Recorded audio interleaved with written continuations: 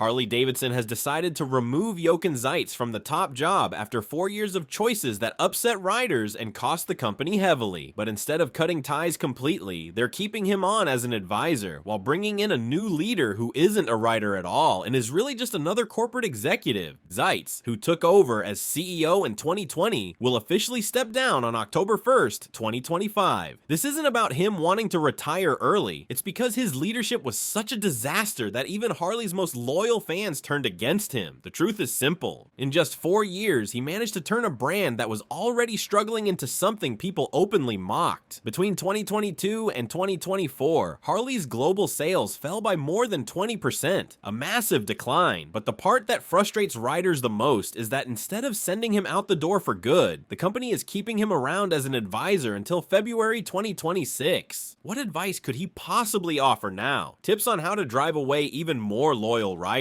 If you're looking for a lesson on how to burn through investors' money without hesitation, this guy has already written the playbook. Keeping him on as an advisor feels less like a serious plan and more like a PR stunt, the kind of move companies make, hoping people will just move on and forget. But Harley's core customers aren't going to forget, especially the long-term riders who have stuck with the brand for decades. Let's be real, this wasn't a smooth or friendly exit. Zeitz's leadership was disconnected from what Harley stood for, and it showed so clearly that even people outside the motorcycle world could see the mismatch. He had no background in bikes. He came straight from Puma, a shoe company. That alone should have raised alarms. Yet back in 2020, Harley's board thought it made sense to hand the company to someone with zero motorcycle experience just because he had a record of selling sneakers. And what path did he take? He rolled out two major strategies called Rewire and Hardwire, which basically meant cutting long-standing motorcycle models. He pushed electric bikes as if Harley's legacy and identity didn't matter at all. And the reward for this bold but misguided direction? The board handed him a $3 million bonus in 2023. Yes, you heard that right. While dealerships struggled with fewer bikes to sell, Zeitz was cashing in. How could that possibly make sense? He even tried to spin off Livewire as its own brand, thinking that would magically convince people to pay a premium for an underperforming electric motorcycle with limited range. It didn't work. Even after slashing the price, Livewire barely sold, and some dealers were stuck with bikes they couldn't move no matter what. On top of that, he approved outsourcing production overseas to cut costs. But Harley's pride had always been tied to being made in America, and this decision damaged that image deeply. Riders felt abandoned. They didn't buy Harley's for cost-saving gimmicks. They bought them for strength, tradition, and identity. If they wanted a cheaper option, they could just buy a Honda. For 4 years, Zeitz ignored the riders who kept the brand alive, and those loyal customers saw clearly that their voices meant nothing under his leadership. Harley quickly lost the trust of its loyal base under Zeitz, and dealers began voicing their frustration loudly. So what exactly built Harley-Davidson into the legendary brand it once was? Let's look at the decisions that tore it down. The company decided to stop producing beloved models like the Road King, Electra Glide Standard, and Sportster 883. These were the bikes that brought so many fans into the Harley world for the first time. Instead of keeping them, they were cut and replaced with overpriced modern machines that few riders actually wanted, and that's assuming anyone could even afford them. With Zeitz leading, Harley's cheapest motorcycle started at more than $12,000, shutting out the younger crowd that used to be the entry point into the brand. The company that once hooked new riders with accessible models now turned them away completely. And when they weren't hiking up prices, they were rolling out bikes that lacked the soul people expected, sounding more like kitchen appliances than motorcycles. Riders mocked the artificial engine noises and the overly complicated dashboards that felt more like something ripped from a Tesla than a Harley. The signature roar and raw feeling seemed to vanish, replaced with menus and screens. Meanwhile, longtime Harley supporters like Matt Laidlaw and Bubba Blackwell, dealers who had dedicated years to the brand, began criticizing leadership openly on YouTube, in interviews, and on podcasts. They didn't hold back, and their words reflected exactly what frustrated riders were already thinking. They made their point loud and clear. What Harley needs is a leader who truly understands riders and their passion, not someone posing as a biker just for image. The employees on the ground deal with this every day. They talk directly to customers, they know which models people love, and they see firsthand which ones are collecting dust in showrooms. But Zeitz ignored ignored all of that. Instead of listening, he doubled down on tech and trendy ideas, thinking riders would eventually adjust. They didn't. They simply stopped buying Harleys. And now, despite everything that's happened, Harley is bringing in another CEO who also doesn't ride. It's almost unbelievable that after watching one non-rider fail, they've chosen to repeat the same mistake. Then there's the Livewire. Harley poured $100 million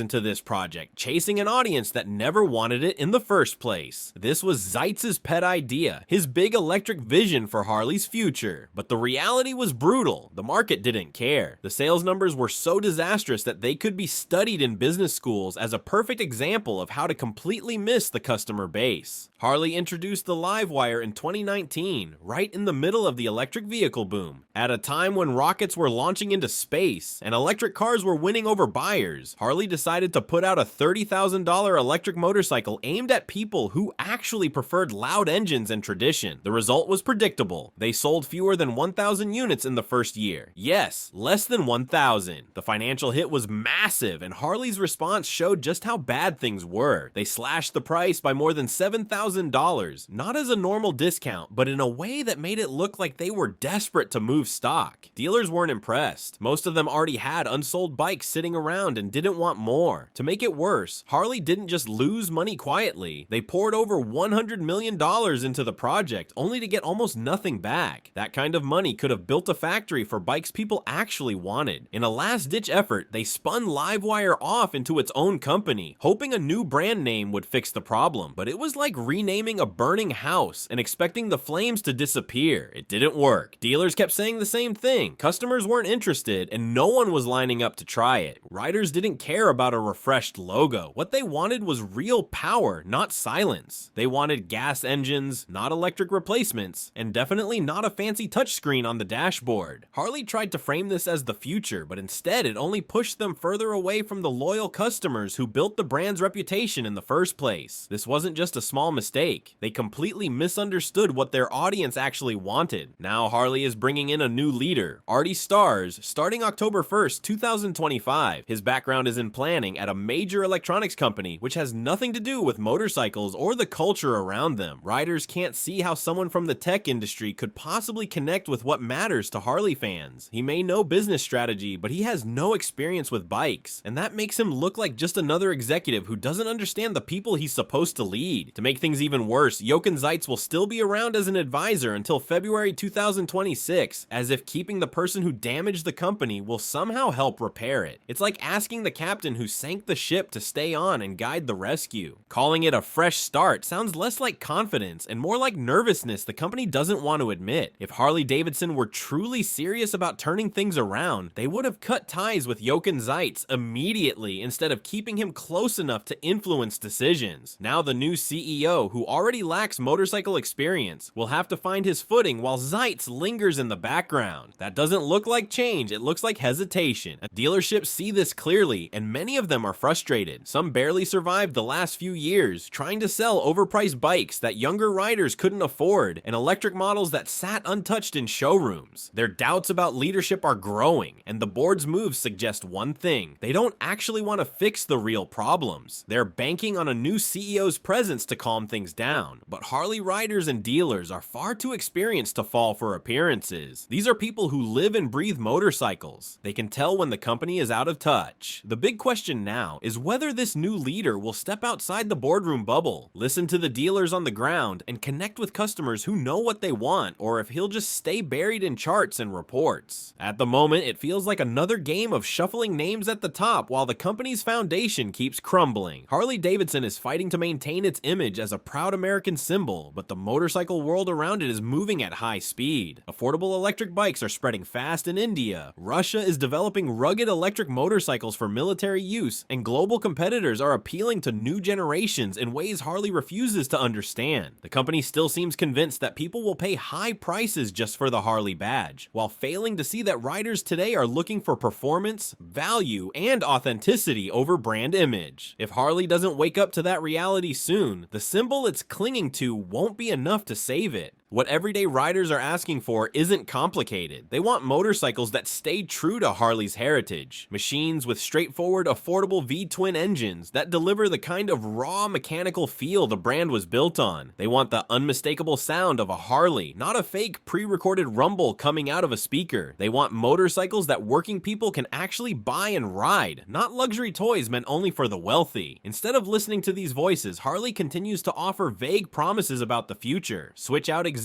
as if that alone will solve the problem, and roll out strategies that feel more like boardroom experiments than genuine efforts to meet the needs of riders. And the longer this continues, the worse the situation becomes. Every month that Harley delays making meaningful changes, its core customers age further, and the next generation of riders turns to other brands. Dealers, who have already endured years of weak sales and unpopular decisions, are running out of patience. Meanwhile, competitors from around the world are stepping in, taking over the space Harley once dominated without question. What was once an untouchable market share is now slipping away piece by piece. The company doesn't have the luxury of endless time anymore. The next 6 months will be absolutely crucial in determining whether Harley-Davidson can reclaim its identity or whether it will fade into irrelevance. From October 2025 through February 2026, Harley-Davidson faces a turning point that could decide whether the company can recover or sink further. These months are not just another transition